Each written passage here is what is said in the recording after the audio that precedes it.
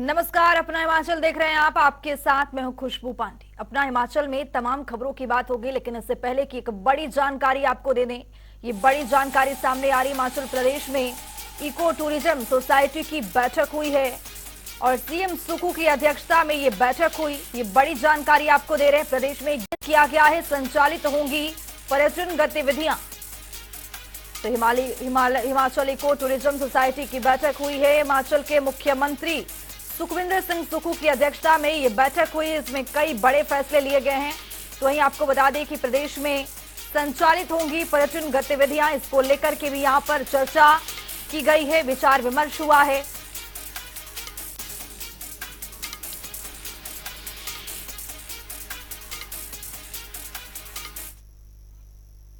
एक और बड़ी खबर से आपको अपडेट करवाएंगे। ये बड़ी जानकारी आ रही है, बड़ा अपडेट आपके सामने।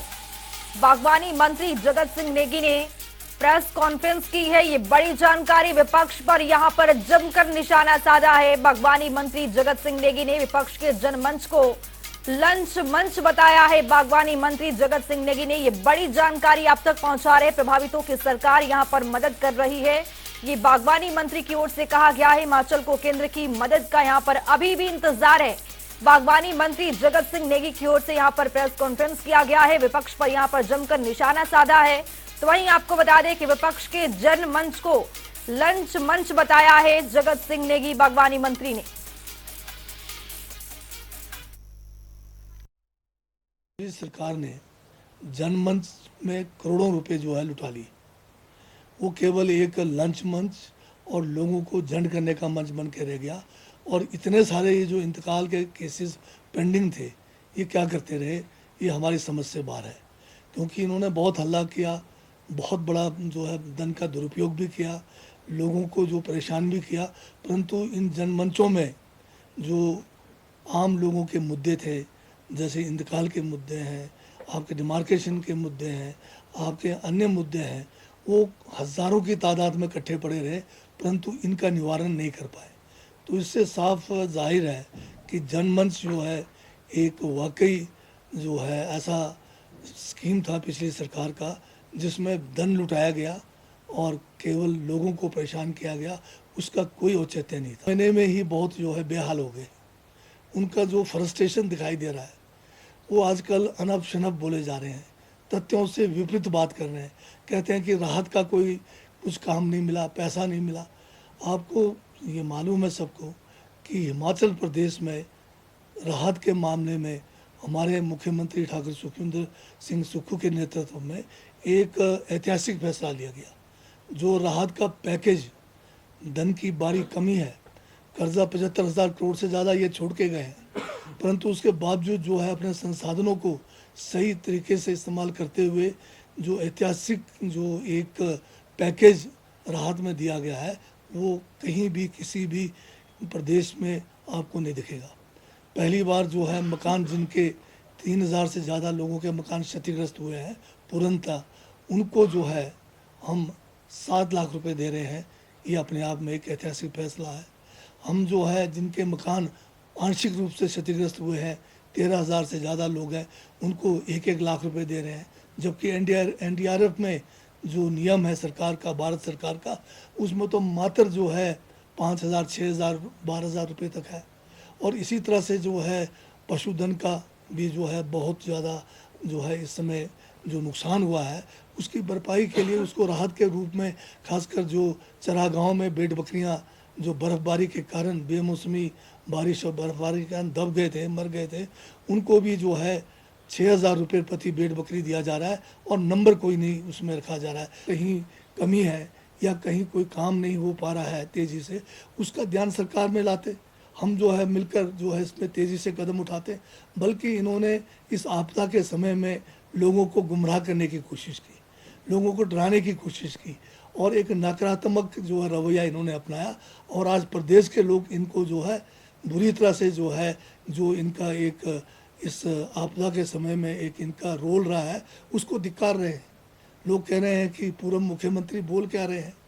अभी जो जनजातीय क्षेत्रों में जाके आए, केवल मात्र नाठी लगाकर वापस आए, परंतु किसी जनजातीय क्षेत्र से कोई रिपोर्ट नहीं आया कि वहाँ पर अगर कोई आपदा में कोई कमी रह गई हो, उसकी उन्होंने बात नहीं की। एक जनरल स्टेटमेंट दे देते हैं कि ये जो है राहत नहीं मिला है। अब 3500 करोड़ नहीं 4000 करोड़ रुपए जो है कांग्रेस की सरकार राहत के कामों पे लगा रही है, अपने संसाधनों से लगा रही है, जबकि केंद्र सरकार से अभी भी हमें जो एक पैकेज आना है वो अभी उसके हम इंतजार में बैठे हैं। तो रुक करेंगे अगली बड़ी खबर की ओर। ये बड़ी जानकारी सामने आ रही है। हिमाचल में मौसम ने एक बार फिर से करवट यहां बदली है। कई इलाकों में बर्फबारी और बारिश का दौर यहां पर जारी है। शिमला में मौसम सुहावना हुआ है। पहाड़ों पर बर्फबारी से ठंड में इजाफा हुआ है। ये बड़ी जानकारी आपको दे रहे हैं। 18 अक्टूबर तक मौसम खराब रहने के यहां पर आसार जताए जा रहे हैं। तो एक बार फिर से हिमाचल प्रदेश में जिस तरह से मौसम ने करवट बदली है, कहीं बर्फबारी तो कहीं बारिश का दौर यहां पर जारी है। कई इलाकों में बर्फबारी और बारिश से यहां पर मौसम खराब रहने का यहां पर असर है। तो हमारे सहयोगी शिमला से रॉबिन शर्मा हमारे साथ जुड़ चुके हैं। रॉबिन, जिस तरह से हिमाचल प्रदेश में बारिश और बर्फबारी का दौर जारी है, अभी फिलहाल हिमाचल में किस तरह की स्थिति वहां पर बनी हुई है?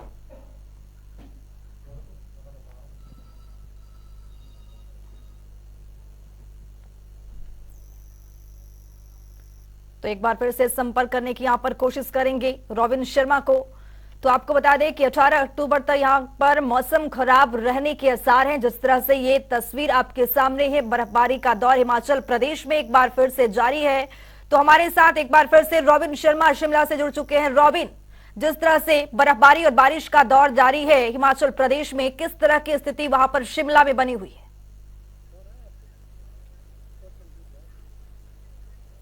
जी बिल्कुल, देखिए एक बार फिर से जो है हिमाचल प्रदेश के कई ऊंचाई वाले इलाकों में बर्फबारी देखने को मिली है और आज भी जो है हिमाचल प्रदेश के अंदर जो है मौसम खराब बना हुआ है। एक बार आप मेरे पीछे तस्वीरें देखिए, शिमला का इस वक्त जो माहौल बना हुआ है, यहाँ पर बादल चारों ओर से घिरे हुए हैं और ठंड का जो मौसम है वो इस प्रकार शिमला में बना हुआ है। तमाम जो पहाड़ियां हैं वो एक बार फिर बर्फ से ढक गई हैं। एक मैं आपको दिलचस्प बात ये भी बता दूं कि साल 2004 के बाद एक बार पहली बार ऐसा देखने को आया है हिमाचल प्रदेश में कि अक्टूबर महीने में शिमला जिले के ऊंची पहाड़ियों पर जो है बर्फबारी दर्ज की गई है। इसमें चाहे चांशल पीक की बात करें, चाहे इसके अलावा चूड़धार चोटी की बात करें या हाटू पीक की बात करें, ये तमाम ऐसी ऊंची चोटियां हैं जिनमें 2004 के बाद इस साल जो है बर्फबारी दर्ज की गई है। और इसी के चलते अब जो है पारा वो भी लुढ़कता हुआ नजर आ रहा है हिमाचल प्रदेश के अंदर और शिमला में भी कुछ इसी तरह के हालात बने हुए हैं। जी ठीक है रॉबिन, जिस तरह से यहाँ पर बर्फबारी और यहाँ पर ठंड में जिस तरह से इजाफा हुआ है, बारिश का दौर भी जारी है, यहाँ पर पुलिस किस तरह से अलर्ट है सैलानियों को लेकर? जी देखिए, बिल्कुल मौसम गिरने के बाद एक बार मैं आपको पहले ये बता दूं कि आने वाले दिनों में हालांकि मौसम विज्ञान केंद्र से कहा गया है कि प्रदेश में जो मौसम है वो साफ बना रहेगा। ऐसे में एक बार फिर जो है प्रशासन के पास तैयारियों का मौका है, क्योंकि आने वाले समय में मौसम जो है वो लगातार अब खराब होता रहेगा, क्योंकि सर्दियाँ भी अब नज़दीक है। और ये बता दूँ कि जो सर्दियाँ नवम्बर के पहले वीक में आती थी वो तकरीबन अक्टूबर में ही हिमाचल प्रदेश में एंटर कर चुकी है और उसी का जो नज़ारा है वो यहाँ पर राजधानी शिमला समेत और ऊंचाई वाले इलाकों में देखने को मिल रहा है। इसी के चलते अब सैलानियों की आमद भी बढ़ने की उम्मीद है, क्योंकि सर्दियों के समय में टूरिस्ट इस बात को लेकर खासा उत्साहित रहते हैं कि पहाड़ों पर बर्फबारी एक बार देखने को मिले और इसी को लेकर शायद अब प्रशासन भी सजगता बरतने की दिशा में बढ़ रहा है। और आने वाले समय में हालांकि कुछ दिन अभी मौसम साफ रहेगा, जिसकी वजह से प्रशासन के पास एक मौका होगा तैयारियों को दुरुस्त करने का, ताकि आने वाले समय में जब टूरिस्ट हिमाचल प्रदेश की ओर बढ़े और बड़ी संख्या में टूरिस्ट हिमाचल आए तो प्रशासन मुस्तैद हो और किसी भी होनी अनहोनी घटना के लिए सरकार पूरी तरह से तैयार नजर आए। जी ठीक है रॉबिन शर्मा, हमारे साथ आप बने रहिए। तो शिमला में एक बार फिर से यहाँ पर मौसम की खराब होने की आशंका जताई जा रही है। पहाड़ों पर बर्फबारी और बारिश का दौर जारी है, तो 18 अक्टूबर तक मौसम खराब रहने के यहाँ पर आसार जताए जा रहे हैं। तो एक और बड़ी जानकारी से आपको अपडेट करवाएंगे। ये बड़ी जानकारी आ रही है, ये बड़ी खबर अफ्रीका और नीदरलैंड के बीच यहां पर एक बार फिर से धर्मशाला में मुकाबला देखने को मिलेगा। धर्मशाला के स्टेडियम में मैच खेला जा रहा है। नीदरलैंड अपना तीसरा मुकाबला ये खेलेगा। ये बड़ी जानकारी आपको दे रहे हैं। अफ्रीका जीत को रखना चाहेगी बरकरार। नीदरलैंड पहली जीत को आतुर है। तो आपको बता दें कि यहां पर धर्मशाला में एक बार फिर से यहां पर महामुकाबला नीदरलैंड और अफ्रीका के बीच देखने को यहां पर मिलेगा। अब देखना यह होगा कि कौन सी टीम यहां पर विजय प्राप्त करती है। तो आज धर्मशाला के स्टेडियम में एक बार फिर से यहां पर वर्ल्ड कप के महामुकाबला देखने को यहां पर मिलने वाला है। तो आपको बता दें कि नीदरलैंड पहली जीत को यहां पर आतुर है, तो वहीं अफ्रीका जीत को यहां पर अपना बरकरार रखना चाहेगी। तो एक बार फिर से धर्मशाला के स्टेडियम में महामुकाबला वर्ल्ड कप के अफ्रीका और नीदरलैंड के बीच आपको देखने को मिलेगा। यहां पर दोनों टीम यहां पर तस्वीरों के जरिए आप देख रहे हैं किस तरह से यहां पर अभ्यास करती हुई नजर आ रही है दोनों टीमें। यहां पर नीदरलैंड और अफ्रीका की दोनों टीम जो यहां पर अभ्यास करती नजर आ रही हैं। तो धर्मशाला के स्टेडियम में एक बार फिर से यहां पर महामुकाबला देखने को मिलेगा अफ्रीका और नीदरलैंड के बीच। तो वही धर्मशाला के स्टेडियम में यह मैच खेला जाएगा। नीदरलैंड अपना ये तीसरा मुकाबला खेलती नजर आएगी।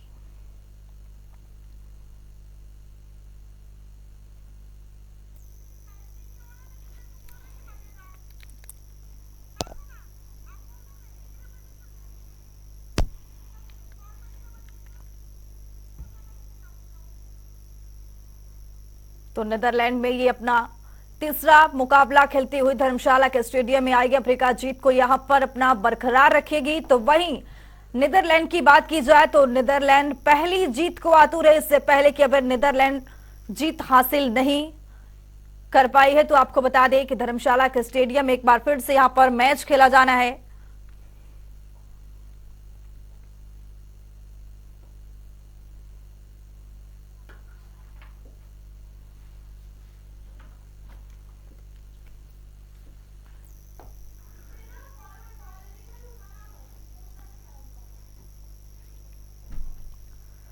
तो ये धर्मशाला के स्टेडियम से आपको तस्वीर दिखा रहे हैं। नीदरलैंड खेल रहा अपना तीसरा मुकाबला। तो वहीं अगर बात की जाए अफ्रीका, तो अफ्रीका जीत को ये यहां पर बरकरार रखेगी। तो वहीं नीदरलैंड अपनी पहली जीत को लेकर यहां पर आतुर है। इससे पहले कि नीदरलैंड ने अपनी अभी एक भी बार अपनी यहां पर जीत हासिल नहीं की है। तो ये दोनों टीम अभ्यास करती हुई।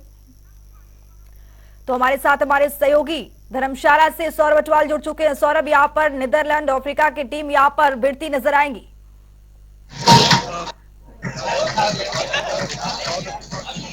मध्य जो है वहाँ वर्ल्ड कप का मैच खेला जा रहा है, लेकिन इससे पहले जो है मौसम उस मैच में एक बाधा बना हुआ है। सबसे पहले तस्वीरें दिखाना चाहूंगा कि देश धर्मशाला में मौसम खराब बना हुआ है, लेकिन जो क्रिकेट प्रेमी है उनका उत्साह जो है वो देखते ही बनता है। बेशक खराब मौसम होने के बावजूद भी भारी संख्या में जो क्रिकेट प्रेमी है वो धर्मशाला क्रिकेट स्टेडियम में मैच देखने के लिए आ रहे हैं। इसी के साथ एक बड़ी अपडेट और तस्वीर साझा करना चाहूंगा कि मौसम खराब होने के चलते अब जो मैच का टॉस होने वाला था उसमें कहीं ना कहीं अब जो है आधे घंटे की देरी की गई। अब जो टॉस होगा वो आधे घंटे के बाद टॉस किया जाएगा। और अगर मौसम की मिजाज की धर्मशाला में जो है काले बादल छाए हुए हैं और जो क्रिकेट प्रेमी है वो लगातार जो स्टेडियम के भीतर अभी भी पहुंच रहे हैं। जी सौरभ, यहाँ पर अगर पिच की बात की जाए तो यहाँ की पिच कैसी है? क्योंकि यहाँ पर बारिश हो रखी है अभी धर्मशाला में, तो यहाँ पर पिच की बात करें तो कैसा अभी? बिल्कुल कुछ बताना चाहूंगा कि एचपीसी के अधिकारियों द्वारा ये पहले ही कहा गया था कि जो नया ड्रेनेज सिस्टम धर्मशाला क्रिकेट स्टेडियम में लगाया है, अगर मैच से पहले या मैच के भीतर इस दौरान बारिश होती है तो तकरीबन 20 मिनट के बीच जो है मैच को सुखाकर खेलने के लिए तैयार कर दिया जाएगा। वहीं अगर पिच की बात की जाए तो ये पिच जो है हमेशा फास्ट पिच है, अक्सर यहाँ पर तेज गेंदबाजों को जो है मदद मिलती है। जी ठीक है सौरभ, अगर बात करें यहाँ पर ट्रैफिक व्यवस्था की, तो ट्रैफिक व्यवस्था किस तरह से है? बिल्कुल कुछ बताना चाहूंगे कि पुलिस ने अपनी सभी तैयारियां जो है पूरी कर ली है। पूरे सुचारू रूप से जो यहाँ पर बाहरी राज्यों से या विदेशों से जो पर्यटक पहुंच रहे हैं यहाँ पर उनको वो स्टेडियम तक लाने के लिए जो है कम से कम 30 शटल बसों का जो है इंतजाम किया गया है। और ट्रैफिक व्यवस्था को सुचारू रूप से बनाए रखने के लिए पुलिस द्वारा जो है इस बार जो है ड्रोन का भी मदद की जा रही है। ठीक है, बहुत शुक्रिया सौरभ अटवाल तमाम जानकारी साझा करने के लिए। तो एक बार फिर से यहाँ पर नीदरलैंड और अफ्रीका के बीच महामुकाबला देखने को मिलेगा धर्मशाला के स्टेडियम में। रुक करेंगे अगली बड़ी जानकारी की और ये बड़ी खबर सामने आ रही है। ये बड़ी खबर, बीजेपी प्रदेश अध्यक्ष का कांग्रेस पर निशाना। देखने को मिला। यहां पर मणिशंकर अय्यर के बयान की कड़ी निंदा की है। ये बड़ी जानकारी आप तक पहुंचा रहे हैं। कांग्रेस पार्टी में मानसिक दिवालियापन आ गया है। कांग्रेस शून्यता के दौर पर जाती दिख रही है। ये बड़ा बयान बीजेपी प्रदेश अध्यक्ष राजीव बिंदल की ओर से। बीजेपी के प्रदेश अध्यक्ष राजीव बिंदल ने कांग्रेस पर यहां पर निशाना साधा है। उन्होंने कहा है कि मणिशंकर अय्यर के बयान को उन्होंने निंदा की है। कांग्रेस पार्टी में मानसिक दिवालियापन देखने को मिला है। कांग्रेस शून्यता के दौर पर जाती दिख रही है। केवल वोट बटोरने की राजनीति कर रही है।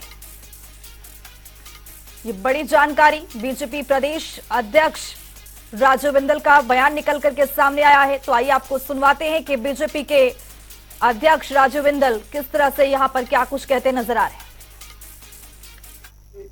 9-10 महीने के अंदर सरकार किस हर फ्रंट के ऊपर नाकामयाब हुई। जनता की गारंटियां पूरी नहीं की।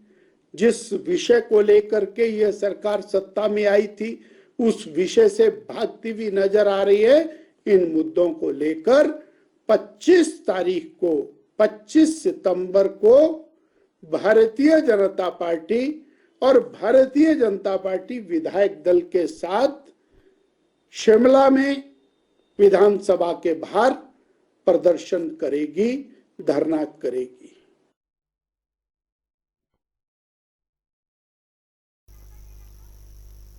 एक और बड़ी जानकारी आ रही है, उससे भी आपको अपडेट करवाएंगे। ये बड़ी जानकारी नालागढ़ से इस वक्त की बड़ी खबर। प्रवासी मजदूरों की संदिग्ध परिस्थितियों में यहां पर मौत हो गई है। ये दुखद खबर। सड़क किनारे पड़ा मिला प्रवासी मजदूर का शव। किराए के मकान में रहता था मृतक के परिजनों ने यहां पर हत्या की आशंका जताई है। ये बड़ी जानकारी आप तक पहुंचा रहे। पुलिस ने मामला दर्ज कर आगामी कार्रवाई यहां पर शुरू करने की बात कही है। हत्या या हादसा, यहां पर परिवार मृतक के परिजनों की ओर से यहां पर आशंका जताई जा रही है कि यह हत्या है या फिर यह हादसा है। तो पुलिस ने मामला दर्ज करके आगामी कार्रवाई यहां पर शुरू कर दी है। सड़क किनारे मजदूर का शव पड़ा हुआ मिला है। किराए के मकान पर ये मृतक रहता था। मृतक के परिजनों ने यहां पर हत्या की आशंका जताई है। ये बड़ी जानकारी आपको दे रहे नालागढ़ से। मजदूर की संदिग्ध परिस्थितियों में यहां पर मौत हो गई है। परिवार की ओर से यहां पर हत्या की आशंका जताई जा रही है। बड़ी जानकारी।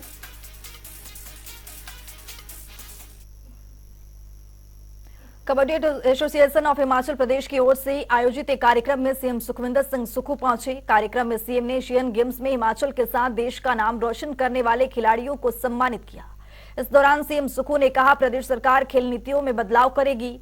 सरकार खिलाड़ियों को सुविधाएं भी प्रदान करने के लिए कदम उठाएगी ताकि प्रदेश की खेल प्रतिभाओं को उभरने का यहां पर मौका मिलेगा। वे इसको लेकर एक बैठक भी करेंगे। सरकार ने खिलाड़ियों को नौकरी में कोटा तो दिया है, लेकिन कितने खिलाड़ी को इसका फायदा मिलेगा ये अभी सरकार देखेगी।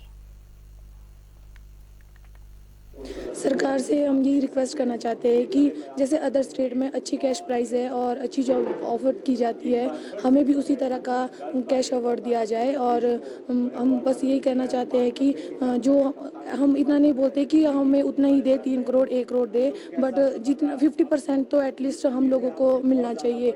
सर, कबड्डी में गोल्ड मेडल है हमारा, वो तो सबको ही पता है, और उसके लिए हमें यहाँ पे सम्मानित करने के लिए सीएम सर ने बुलाया, उसके लिए उनका बहुत बहुत धन्यवाद।